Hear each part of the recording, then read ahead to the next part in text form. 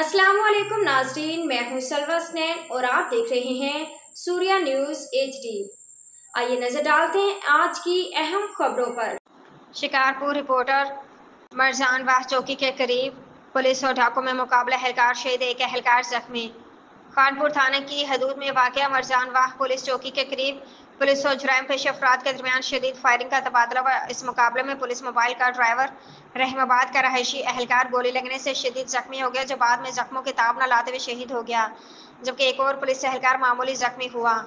तफसीलात के मुताबिक मरजानवाह चौकी के करीब अचानक डाकुओं ने पुलिस मोबाइल पर फायरिंग शुरू कर दी। फायरिंग के दौरान मीर मोहम्मद में गोलियां लगीं, जिससे वो शदीद जख्मी हो और बाद में शहीद हो गया।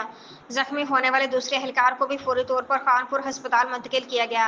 शहीद और जख्मी एहलकार को अस्पताल पहुंचाया गया, जहां जरूरी कानूनी कार्रवाई के बाद शहीद की लाश लवाहिकीन के हवाले की जाएगी।